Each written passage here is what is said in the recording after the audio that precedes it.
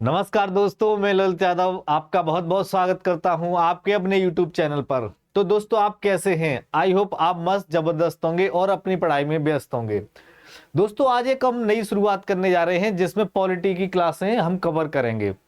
पिछली जो हमारी क्लासें जीएस की, उसमें हमने इकोनॉमी पढ़ी थी, हिस्ट्री पढ़ी थी, बहुत सारी क्लासें पढ़ी हैं हमारे चैनल पर। आप डे बाई डे देख रहे हैं। अब आपको पॉलिटी की क्लास भी देखने को मिलेंगी। तो आज हमारी पॉलिटी की पहली क्लास है जिसमें हमारा टॉपिक है भारत में संवैधानिक विकास। यानी कि भारत में संविधान का विकास कैसे हुआ।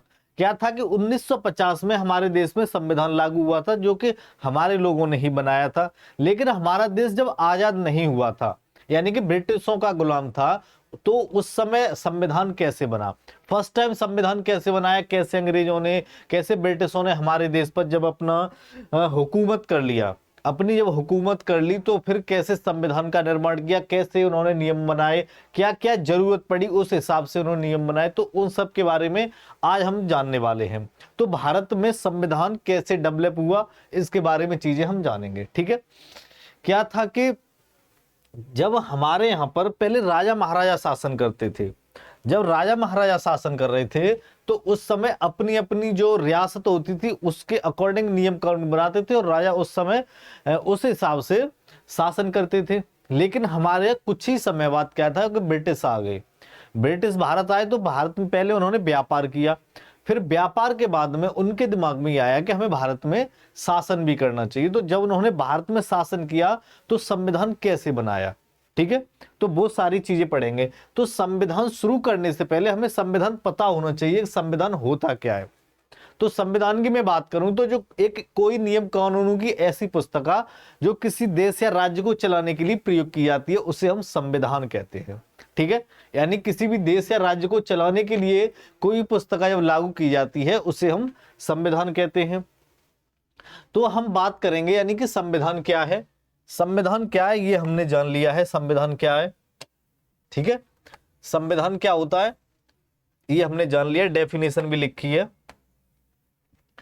यानी कि संविधान वह वैधानिक दस्तावेज है जो किसी देश या राज्य को चलाने के लिए निर्धारित किया गया है। ठीक है। अब क्या है कि थोड़ी सी हम हिस्ट्री जानेंगे।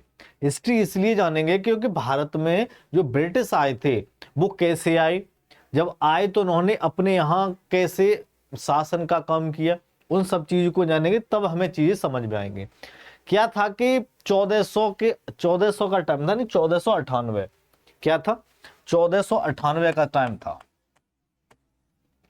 तो 1498 में 1498 में वास्को डी गामा नाम का एक पुर्तगाली आया भारत की खोज के लिए। खोज के लिए क्यों आया? यानी कि उससे कहीं से भी ऐसी बातें पता लगी कि भारत मसालों का एक बहुत बड़ा प्रोडक्शन है।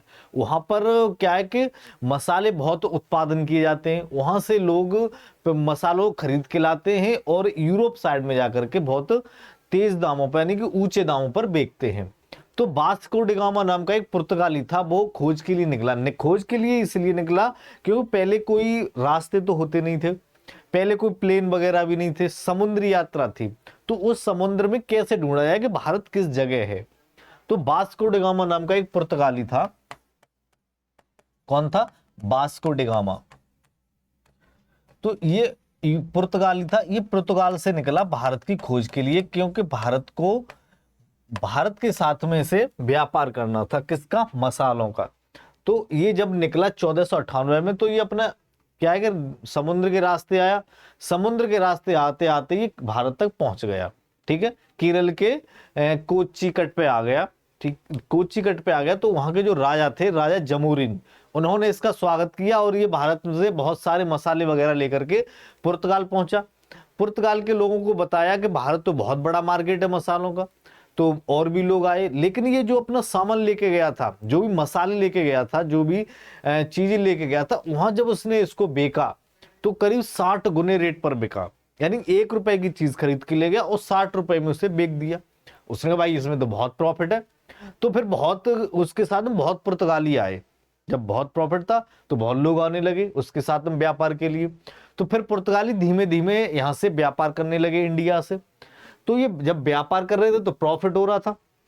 और जब प्रॉफिट होता है तो किसी व्यक्ति की तरक्की होती है, तो वहां के लोगों की तरक्की होने लगी, और लोगों के साथ साथ फिर देश की तरक्की होने लगी। लोगों की तरक्की तो देश की तरक्की, यानी कि पुर्तगाल की तरक्की होने लगी।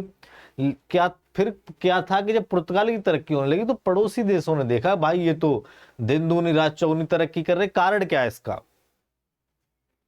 तो पता लगाया गया कि ये भारत के साथ में अपनी ट्रेडिंग कर रहे हैं, व्यापार कर रहे हैं। तो उन्होंने कहा ऐसा क्या है भारत में।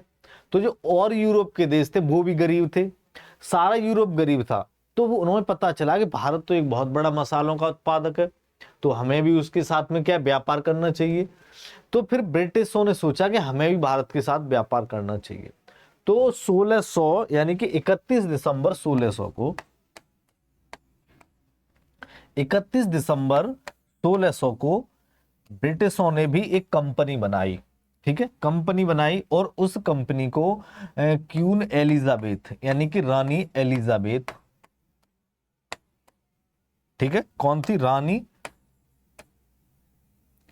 एलिजाबेथ, रानी एलिजाबेथ या क्वीन एलिजाबेथ लिख लो आप, क्वीन अच्छा लगेगा क्योंकि इंग्लिश में नाम है तो इंग्लिश में लिखो ना, क्वीन एलिजाबेथ। क्वीन एलिजाबेथ थी, तो उन्होंने एक कंपनी बनाई, ब्रिटिश के लोगों ने, ब्रिटिश के लोगों ने एक कंपनी बनाई, और क्वीन एलिजाबेथ से 15 वर्षों का कॉन्ट्रैक्ट ले लिया, 15 वर्षों का क्या ले लिया, अधिकार ले लिया कि हम भारत के साथ में व्यापार करेंगे।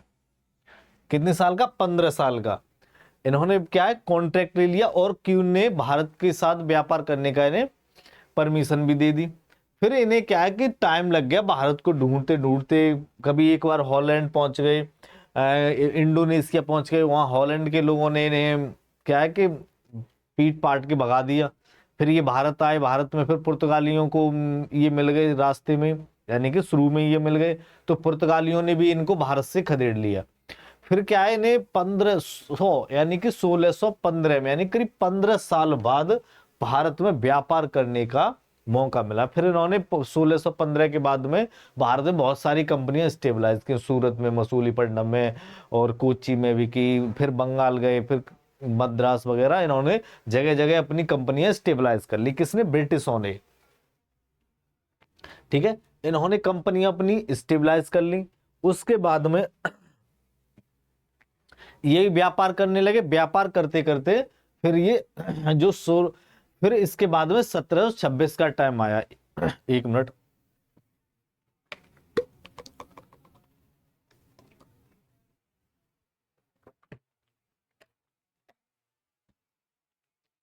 अब वो टाइम 1726 का क्या था, यानी कि प्रशासन की तरफ बढ़े, तो वो सारी चीजें हम समझेंगे। तो सबसे पहले हम बात करते हैं संविधान। संविधान के बारे में हम समझ गए, किसी भी देश या राज्य को चलाने के लिए नियम कानूनों की जो पुस्तक होती है उसे हम संविधान कहते हैं। अगर मैं भारतीय संविधान की बात करूं तो भारतीय संविधान की जो नींव थी वो ब्रिटिश काल में ही पड़ चुकी थी, क्योंकि हमारा अभी का जो संविधान है उसमें बहुत सी ऐसी चीजें हैं जो ब्रिटिश काल के समय लागू थी, यानी कि ब्रिटिशों ने अपने संविधान में उन चीजों को शामिल किया था, वो चीजें आज भी हमारे संविधान में लागू हैं। तो भारतीय संविधान की नींव थी वो ब्रिटिश शासन में ही पड़ चुकी थी, लेकिन इसकी जो गति थी वो मंद थी।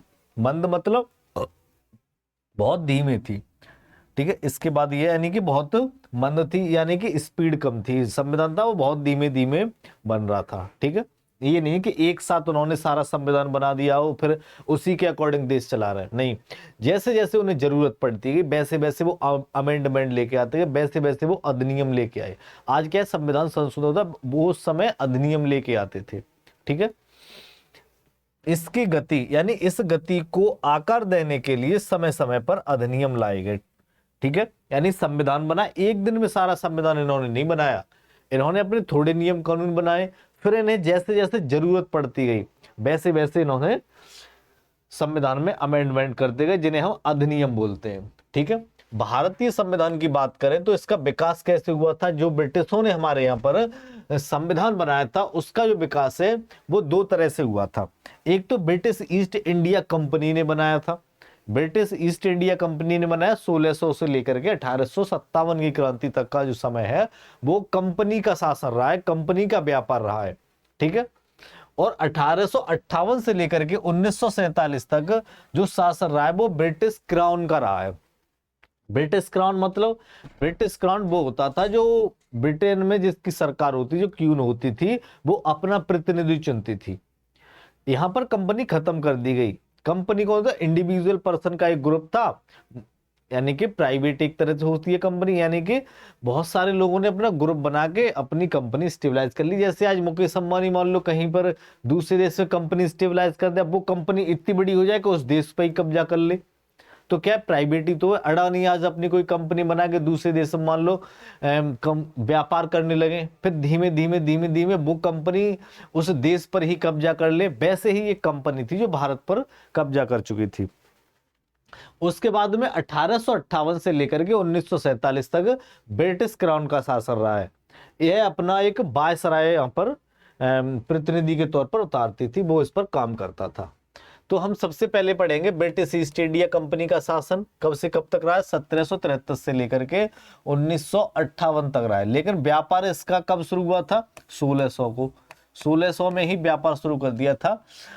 तो सबसे पहले हम पढ़ेंगे 1600 का राजलेख क्या था, 1600 में ब्रिटिश कैसे आए थे। उसके बाद हम चार्टर एक्ट पढ़ेंगे 1726 वाला, यानी 1726 वाला चार्टर एक्ट क्या था। फिर रेगुलेटिंग एक्ट के बारे में पढ़ेंगे, फिर एक्ट ऑफ सेटलमेंट पढ़ेंगे, फिर पिट्स इंडिया एक्ट के बारे में जानेंगे। फिर 4 चार्टर एक्ट आए थे, हर 20 साल बाद आए थे। 1973 में पहला आया था, फिर 13 में, 33 में और 53 में, इनके बारे में भी जानेंगे। उसके बाद में 1857 की क्रांति के बाद में वायसराय भारत पर शासन करने लगा। तो 1858 का अधिनियम क्या था, क्यों आया था, इसके बारे में जानेंगे। फिर 1861 के अधिनियम के बारे में जानेंगे। 1892 में अधिनियम क्यों आया था, 1909 में क्यों आया था, 1919 में आया, 1945 में आया था, इसके बारे में जानेंगे। फिर अगस्त प्रस्ताव क्यों आया था, क्रिप्स मिशन क्यों आया था, फिर कैबिनेट मिशन कब बनी, माउंट योजना कब आई, इन सब के बारे में चीजों को डिटेल से जानेंगे। तो जो सबसे पहले हमारा है वो 1600 का राजलेख है। कौन सा, 1600 का राजलेख। 1600 का राजलेख क्या है, यानी कि कंपनी की स्थापना, ईस्ट इंडिया कंपनी की स्थापना कब हुई थी, 31 दिसंबर 1600 को। क्वीन एलिजाबेथ नाम की वहां की जो रानी थी, उन्होंने इसकी स्थापना की थी। इस कंपनी में कुल 217 मेंबर्स थे। इस कंपनी में 217 मेंबर थे, ठीक है, जिनकी 30,133 पाउंड राशि लगी हुई थी। उन्होंने जो पैसा कलेक्ट किया था वो 30,133 पाउंड था, ठीक है। तो महारानी ने जो कंपनी थी वो कब स्थापित की, 1600 को, 31 दिसंबर 1600 को, पूर्वी देशों के साथ व्यापार करने के लिए। पूर्वी देशों में मतलब इंडिया ही नहीं है अकेला, पूर्वी में जो आ रहे हैं, जैसे अफगानिस्तान आता है और पाकिस्तान, बांग्लादेश तो उस समय भारत में ही थे, श्रीलंका हो गया, इंडोनेशिया हो गया, इधर जितने भी देश हैं, यानी कि इस साइड, ईस्ट साइड जितने भी कंट्री हैं, ईस्ट साइड, वो सारी कंट्री इसमें आती हैं। उन सब के लिए इन्होंने क्या है, अधिकार दे रखा था कंपनी को कि आप कहीं भी व्यापार कर सकते हैं, ठीक है। ये कंपनी का नाम है जब कंपनी बनी थी। जब कंपनी बनी थी तब उसका नाम ईस्ट इंडिया कंपनी नहीं था, ठीक है। कंपनी का नाम, ये कंपनी का नाम है। जब कंपनी बनी थी तब कंपनी का नाम था the governor and company of merchant of London trading in east Indies. जब कंपनी बनी थी तब ईस्ट इंडिया कंपनी के नाम से नहीं जानी जाती थी। फिर कौन सी थी, the governor and company of merchant of London trading and east Indies, ठीक है। इसमें पूंजी कितनी लगी थी, 30,133 रुपए। कितने लोगों के थे, 217 लोगों की ये राशि लगी थी। इसमें 217 शेयर होल्डर्स थे, ठीक है। इसमें एक अध्यक्ष भी होता था। क्या होता था, एक अध्यक्ष, यानी जैसे हम गवर्नर बोलते हैं, एक उप गवर्नर होता था और 24 में अन्य सदस्य होते थे जो कंपनी को कंट्रोल करते थे, ठीक है। कंपनी को कंट्रोल करने के लिए गवर्नर होता था, एक उप गवर्नर होता था और 24 अन्य सदस्य होते थे। कुल सदस्य कितने थे, 217। इसका जो प्रथम गवर्नर था वो कौन था? Thomas Smith. कौन था? टॉमस स्मिथ इसका पहला गवर्नर था। ठीक है। अब शक्तियों के विकेंद्रीकरण की अगर मैं बात करूं तो क्या था कि 1600 से लेकर के 1726 तक कंपनी सिर्फ और सिर्फ अपने व्यापार पर ध्यान दे रही थी, व्यापार कर रही थी। क्या कर रही थी? व्यापार कर रही थी। कितने लोग थे वो सारी चीजें पढ़ ली। और कितना पैसा था? 30,133 पाउंड राशि लगी थी। ये सारे काम उन्होंने किए और अपनी कंपनियां स्टेबलाइज कर रहे, जगह जगह कारखाने खोल रही थे। उसके बाद में समय आता है 1726 का। कब का समय? 1726 का समय। 1726 में क्या है कि तब तक इन्हें करीब 100 सवा 100 साल भारत में हो चुके थे, स्टेबलाइज हुए। अब 100 साल का समय होता है, वो काफी लॉन्ग टाइम होता है। काफी लॉन्ग लॉन्ग टाइम हो गया ना एक जगह रहते रहते। तो फिर उन्होंने कहा कि हम भारत पर अपना अधिकार भी देखते हैं, यानी कि अधिकार प्रशासनिक काम करने का इन्होंने प्लान बनाया। तो उसके लिए उन्होंने पहले क्या किया कि जो अपने जो व्यापार थे, व्यापार वाले एरिया थे, वहां पर गवर्नर बनाए, यानी अपने जो व्यापार थे उन्हें मजबूत किया। तो कोलकाता में इन्होंने एक प्रेसिडेंसी बनाई, एक मुंबई में बनाई, एक मद्रास में बनाई, और तीनों जगह पर एक एक गवर्नर बना दिया जो उस इलाके का सारा व्यापार देखेगा, व्यापार के सारे काम देखेगा। ठीक है। विकेंद्रीकरण कब हुआ? 1726 का राजलेख आया। इस 1726 के राजलेख में क्या हुआ था कि कानून बनाने की शक्ति इंग्लैंड में स्थित निदेशक मंडल के पास थी। 1726 का जो समय था, उस समय जो कंपनी के लिए नियम कानून बनाता था वो एक निदेशन मंडल था, वो इंग्लैंड में बैठता था, लंदन में बैठता था, वही नियम कानून बनाता था। बाद में क्या हुआ? 1726 में क्या हुआ? 1726 में ये हुआ कि कोलकाता, बॉम्बे और मद्रास में प्रेसिडेंसी बनाई गई। वहां पर गवर्नर थे और गवर्नरों को कानून बनाने की शक्ति दी गई कि ये गवर्नर हैं, और इस इलाके का जो मुंबई का इलाका आता है, जो कोलकाता का इलाका है, जो मद्रास का इलाका है, इस इलाके के लिए जो नियम कानून होंगे वो यहाँ का गवर्नर बनाएगा। ठीक है। स्थानीय प्रशासन की ये शुरुआत हुई। स्थानीय प्रशासन मतलब आज जैसे ग्राम पंचायत है, प्रधान है, जिला पंचायत सदस्य है, तो वो क्या है? स्थानीय स्वशासन है। तो वैसे ही इनकी शुरुआत हुई स्थानीय प्रशासन की।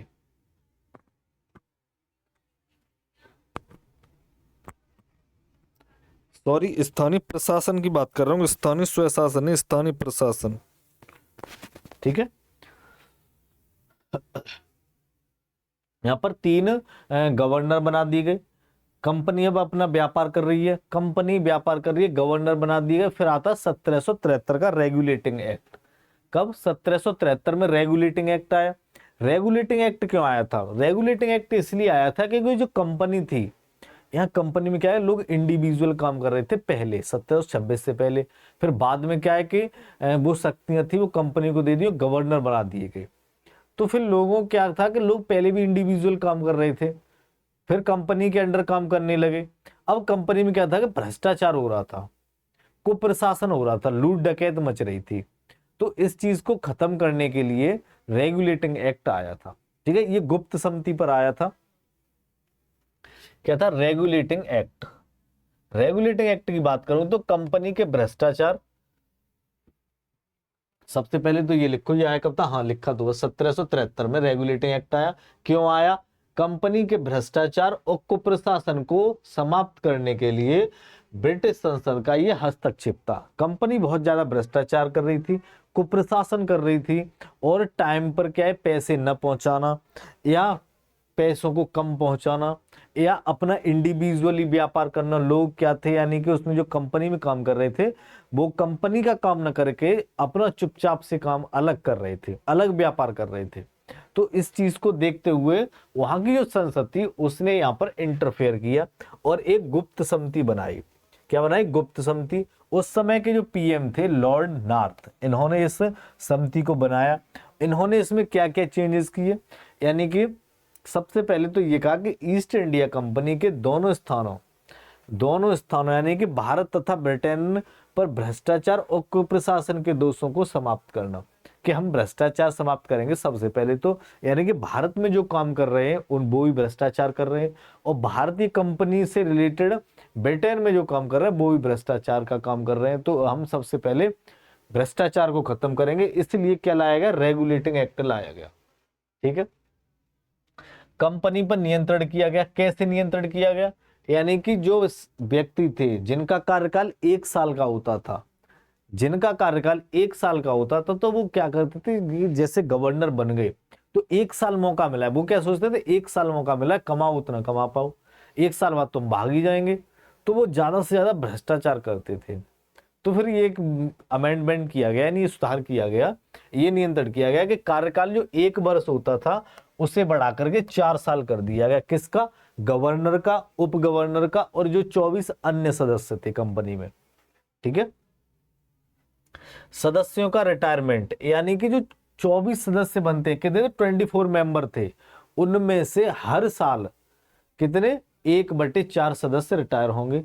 ठीक है, कितने होंगे, 1/4 सदस्य, 1/4 सदस्य सेवा मुक्त यानी कि सेवानिवृत्त होंगे, यानी कि रिटायर होंगे। ठीक है, क्या होंगे, रिटायर्ड। 1/4 सदस्य, कुल सदस्यों, कुल कितने थे 24 मेंबर, 24 मेंबर में से 1/4 हर साल होंगे, कितने थे 26, तो कितना आया 4 साल, कितना 4 बरस कर दिया गया। उसके बाद में वोटिंग का अधिकार दिया गया। पहले क्या है, ऐसे ही नॉमिनेट कर लिया जाता था, यानी ऐसे ही नियुक्त कर लिए जाते थे, लेकिन अब ये कहा गया कि जो सदस्य चुने जाएंगे वो वोटिंग के आधार पर चुने जाएंगे। उन्हें वोटिंग कौन करेगा, उन्हें वो व्यक्ति वोट करेगा जिसके कंपनी में 1,000 पाउंड लगे होंगे। यानी कि जो रेगुलेटिंग एक्ट था उसमें जो एक गवर्नर और एक उप गवर्नर होता था, 24 जो अन्य सदस्य थे उनका इलेक्शन किया जाने लगा। तो 24 अन्य सदस्य थे उन्हें वो व्यक्ति वोट करेगा जिसके 1,000 पाउंड कंपनी में इन्वेस्ट होंगे।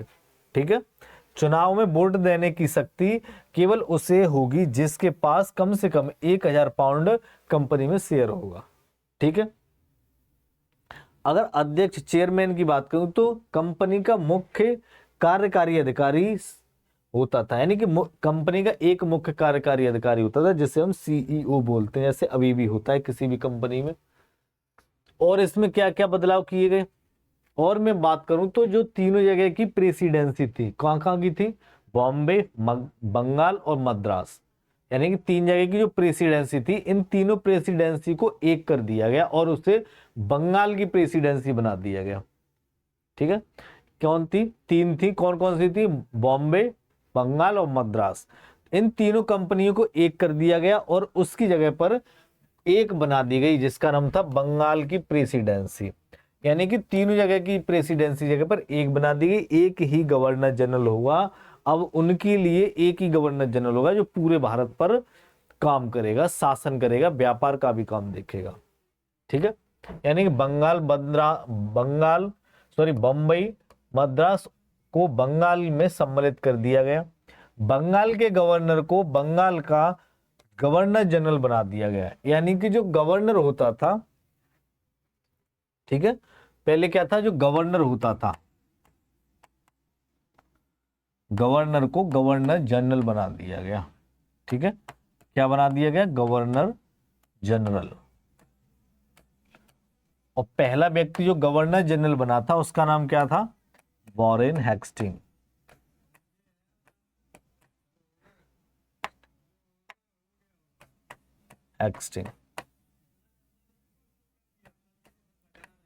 वॉरेन हेस्टिंग को पहला गवर्नर जनरल बनाया गया, कहां का, बंगाल का।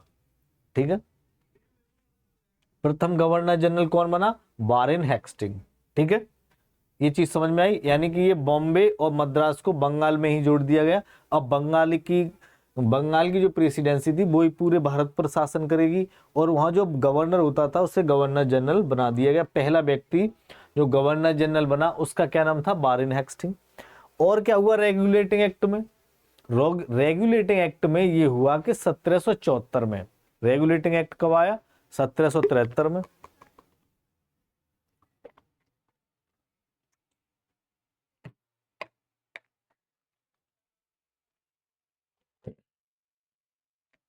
उसमें एक सुप्रीम कोर्ट की स्थापना भी की गई। ठीक है, सर्वोच्च न्यायालय की स्थापना की गई, कब की गई? 1774 में। इसमें एक मुख्य न्यायाधीश को बनाया गया, यानी कि सुप्रीम कोर्ट बनाएगी, पूरे देश के लिए एक सुप्रीम कोर्ट बनाएगी। कहाँ बनाएगी? कोलकाता में बनाएगी। कब बनाएगी? 1774 में बनाएगी। कौन से अधिनियम के तहत बनाई गई थी? 1773 रेगुलेटिंग एक्ट के अधिनियम। किस अधिनियम के तहत? 1773 के तहत। कब बनाएगी? 74 में बनाएगी। कहाँ बनाएगी? कोलकाता में बनाएगी। तो उस सुप्रीम कोर्ट में क्या था कि एक सीजीआई होता था और 2 अन्य सदस्य होते थे। तो पहले सीजीआई कौन थे? Elijah Impey. ठीक है, कौन थे? Elijah Impey. देखो यहां लिखा है सीजीआई, सबसे पहले सीजीआई एलिजा इम्पे थे, और 3 इसमें अन्य जज भी थे, यानी कि एक बेंच होती है जजों की, जैसे अभी भी भारत के सुप्रीम कोर्ट में अभी कितने? 34 हैं, और उस समय कितने होते थे? 3 थे वो अन्य सदस्य थे, एक सीजीआई होता था। तो 3 अन्य सदस्य थे, वो कौन कौन से थे? चैम्बर्स, लेमेस्टर और हाइड। ठीक है, चैम्बर्स, लेमेस्टर और हाइड, ये 3 अन्य जज थे। ठीक है, इस न्यायालय की बात करें तो यह न्यायालय 1773 यानी कि रेगुलेटिंग एक्ट के तहत स्थापित हुआ। न्यायपालिका को कार्यपालिका से स्वतंत्रित किया गया। यानी कि अब आप यहां से चीज एक और अंदाजा लगा सकते हैं, एक और चीज को समझ सकते हैं कि भारत में सबसे पहले न्यायपालिका की शुरुआत कब हुई थी। जैसे अभी कोर्ट है, इससे पहले अभी कोर्ट है, वैसे ही पहली बार कोर्ट कब खोला गया था?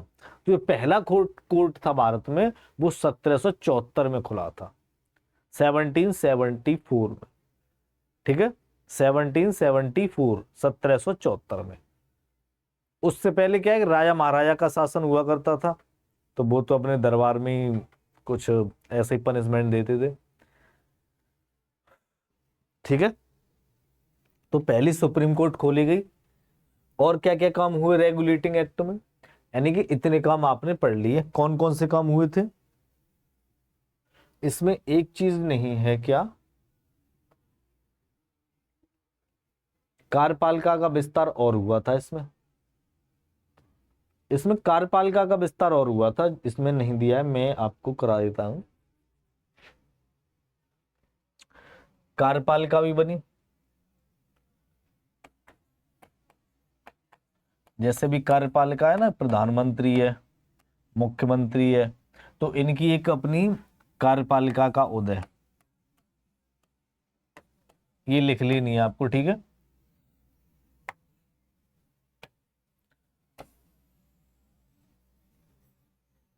कार्यपालिका का उदय हुआ। इसमें क्या था? एक गवर्नर होता था। क्या? एक गवर्नर जनरल, गवर्नर जनरल, और इसके 4 अन्य सदस्य होते थे। इसकी परिषद ये थी, ये क्या थी? परिषद। परिषद जैसे आज मंत्री परिषद होती है, वैसे ही उस समय इसकी परिषद हुआ करती थी। यानी कार्यपालिका का भी समय 1773 से ही शुरू हुआ था। जैसे न्यायपालिका फर्स्ट टाइम कब शुरू हुई थी? 1773 में। जैसे सुप्रीम कोर्ट आज है, आज हाई कोर्ट है, लोअर कोर्ट है, वैसे ही फर्स्ट टाइम सुप्रीम कोर्ट बनी थी 1773 के रेगुलेटिंग एक्ट के तहत। कब बनी थी? 74 में। आज जैसे मुख्यमंत्री है, मुख्यमंत्री की मंत्री परिषद है और वो सारे काम संभाल रहे। प्रधानमंत्री है, चलो देश का, पूरे देश की बात करता हूँ, तो प्रधानमंत्री है, और प्रधानमंत्री के साथ में एक मंत्री परिषद है। तो वैसे ही एक गवर्नर जनरल होता था और उसकी एक परिषद होती थी। ये सारे लोग मिलकर के उस देश को ही चला रहे थे, क्योंकि ये बंगाल का बना था और इसके अंडर में मुंबई और मद्रास की प्रेसिडेंसी भी आई थी। तो क्या परिषद बनी, जैसे आज परिषद है। ये कब बनी थी फर्स्ट टाइम? यानी आज कार्यपालिका है, तो पहली बार कार्यपालिका कब बनी थी भारत में? 1773 में। कब बनी? 1773 में, रेगुलेटिंग एक्ट के तहत। ये बात आपको याद रखनी है। कार्यपालिका का उदय कब हुआ था? 1773 में। अब आता है एक्ट ऑफ सेटलमेंट। क्या आता है? एक्ट ऑफ सेटलमेंट कब आया था? 1781 में, 1781 में क्या आया था? Act of settlement. अब सर ये एक्ट ऑफ सेटलमेंट क्या था? क्या था कि बहुत सारे नियमों में, कानूनों में चेंजेस किया गया था 1773 में। तो इनमें किसी भी नियम कानून में कोई खामियां है, कोई भी प्रॉब्लम है, कोई समस्या है, तो उसका सुधार करने की जो पावर थी, उसको सुधार करने की जो पावर थी, वो गवर्नर जनरल को दी गई थी। किसके द्वारा? ब्रिटिश हुकूमत के द्वारा, ब्रिटिश शासन के द्वारा, ब्रिटिश के प्रधानमंत्री के द्वारा। किसे दी गई? गवर्नर जनरल को। यानी कि गवर्नर जनरल को ये पावर है कि 1773 में जो रेगुलेटरी एक्ट थे उनमें अगर कोई भी कमी है, कोई भी खामियां या कोई भी दोष है, तो उन्हें वो दूर कर सकता था बिना सुप्रीम कोर्ट की इजाजत के। सुप्रीम कोर्ट इसमें कोई भी इंटरफेयर नहीं करेगा, ये बात भी कही गई थी, ये भी उसे पावर दी गई थी। एक्ट ऑफ सेटलमेंट आया कब आया था? 1781 में आया था। क्या था कि 1773 के रेगुलेटिंग एक्ट में जो कमियां थी उन्हें दूर करने के लिए से लाया गया। ये एडमंड बर्क की सिफारिश पर आया था। एडमंड बर्क थे एक व्यक्ति, उन्होंने एक प्रवर समिति बनाई थी। एडमंड बर्क की सिफारिश पर यह आया था। एडमंड बर्क साहब ने एक प्रवर समिति बनाई थी, तो उस प्रवर समिति पर इसे लाया गया था।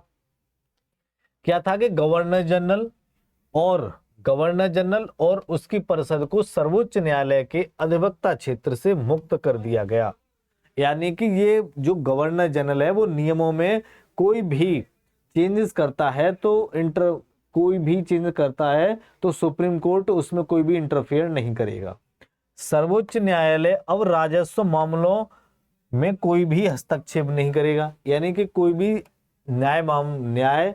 न्यायालय में कोई भी राजस्व यानी पैसे से रिलेटेड कोई भी मुकदमा है, कोई भी चेंजेस है, उसमें सुप्रीम कोर्ट कोई भी इंटरफेयर नहीं करेगा। वो क्या था? Act of settlement. कब आया था? 1781 में। क्यों आया था? क्योंकि 1773 रेगुलेटिंग एक्ट में जो कमियां थी उन्हें दूर करने के लिए इसे लाया गया था। किसके द्वारा लाया गया था? एडमंड बर्क की सिफारिश पर लाया गया था। उन्होंने एक प्रवर समिति बनाई थी। ठीक है। अब नेक्स्ट आता है हमारा पिट्स इंडिया एक्ट। क्या आता है?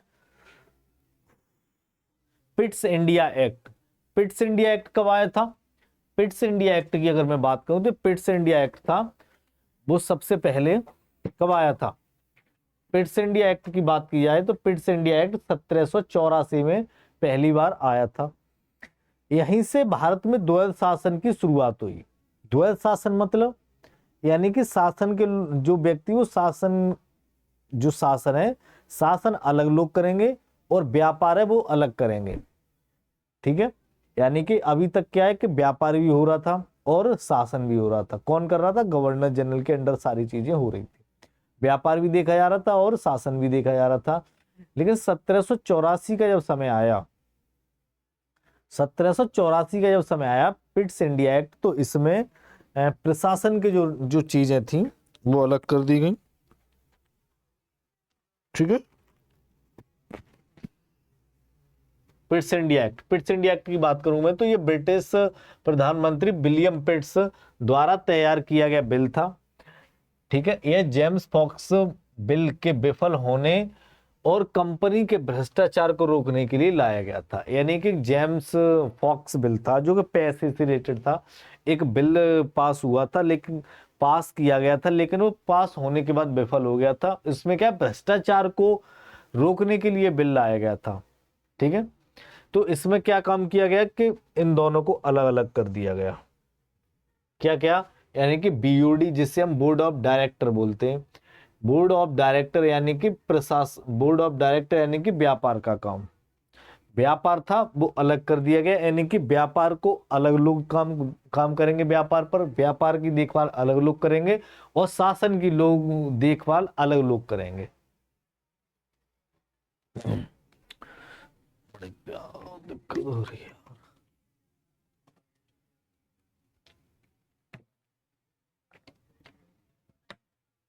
ठीक है।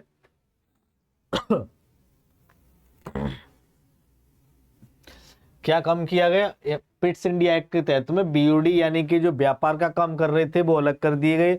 उसमें 24 सदस्यों को रखा गया, यानी कि 24 सदस्य रखे गए जो कि व्यापार का काम देखेंगे। कार्य क्या था, कंपनी के व्यापार कार्य की देखभाल करना। एक बनाया गया बीओसी यानी जिसे हम बोर्ड ऑफ कंट्रोलर कहते हैं, यानी कि जो भारत में शासन का काम देखेंगे। इसमें कुल 6 मेंबर होंगे।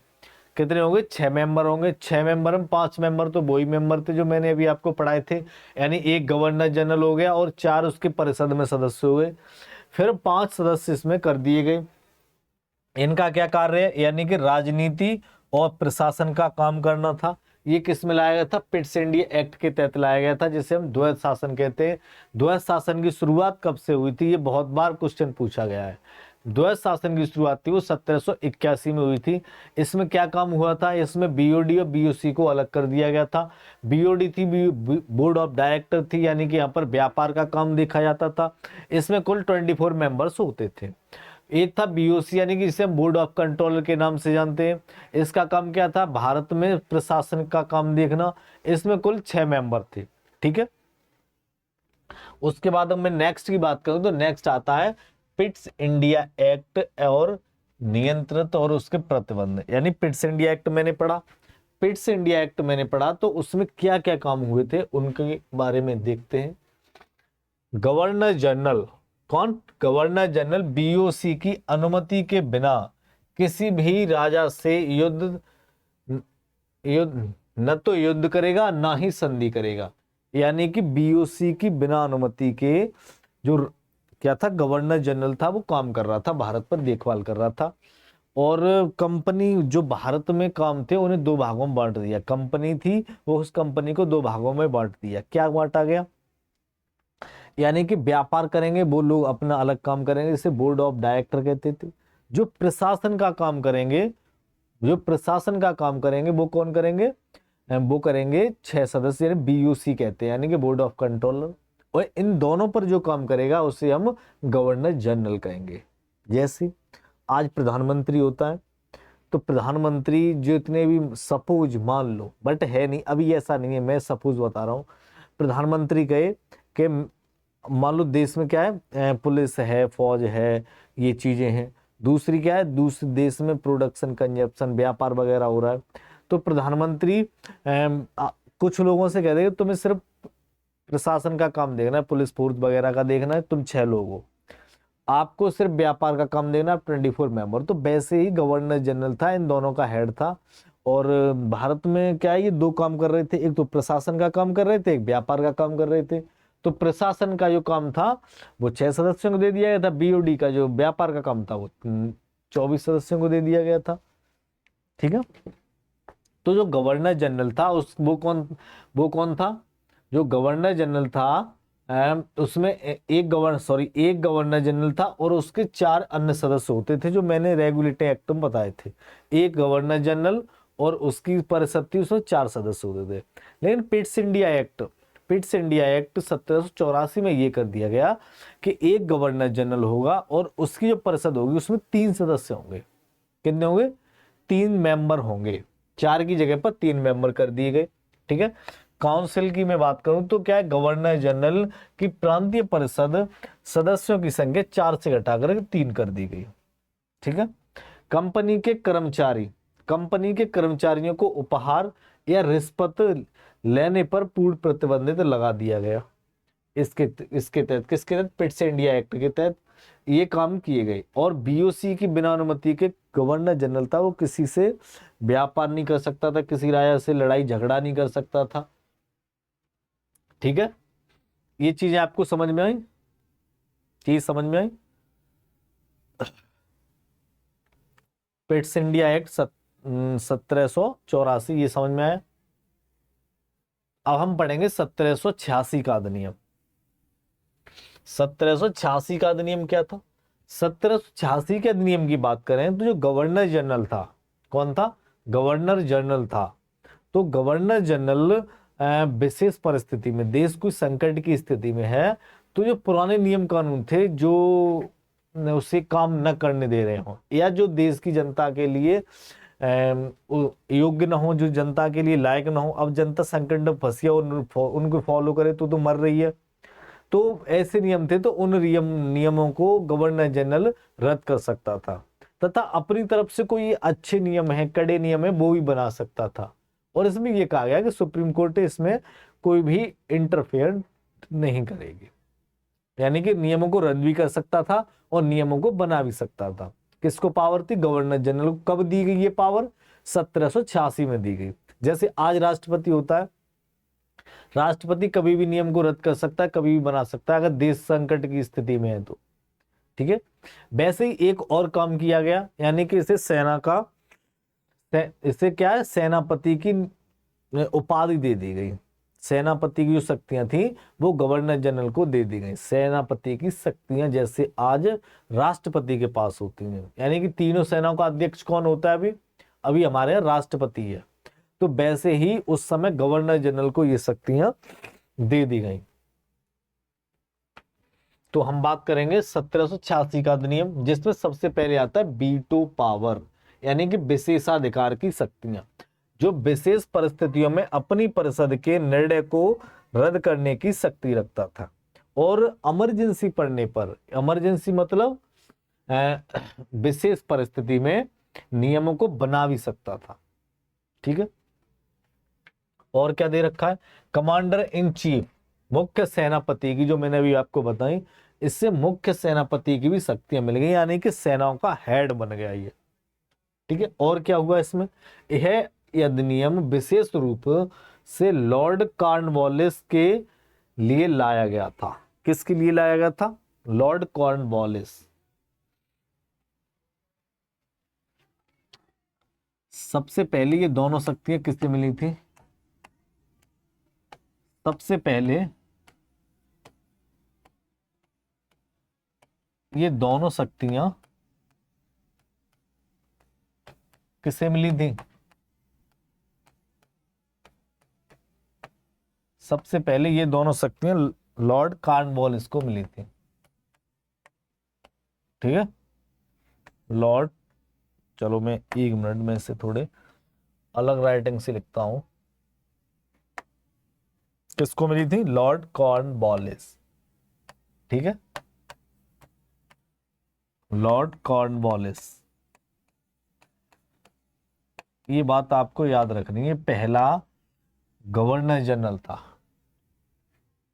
कौन सा गवर्नर जनरल था? ये गवर्नर जनरल था बेटा, ठीक है। गवर्नर जनरल था, क्या नाम था इसका? कॉर्नवालिस। कॉर्नवालिस को सबसे पहले ये दोनों शक्तियां मिली थी। कौन सी मिली थी? यानी कि विषम परिस्थिति में, यानी विशेष परिस्थिति में नियमों को रद्द कर सकता था तथा नियमों को बना भी सकता था, और इसे मुख्य सेनापति की शक्तियां भी दी गई, ठीक है। सबसे पहले किसको मिली थी? लॉर्ड कॉर्नवालिस को। ये शक्तियां कब मिली थी? 1786 के अधिनियम के तहत। अब हम नेक्स्ट की बात करें तो नेक्स्ट आता है चार्टर एक्ट। क्या आते क्या आते हैं? Charter act. चार्टर एक्ट क्या होते हैं? चार्टर एक्ट की हम बात करें, चार्टर एक्ट की बात कल करेंगे, ठीक है। चार्टर, टाइम हो रहा है, दूसरी क्लास है, तो चार्टर एक्ट कल से पढ़ेंगे हम, ठीक है। अच्छे से जानेंगे, अच्छे से पढ़ेंगे। चलो बाय।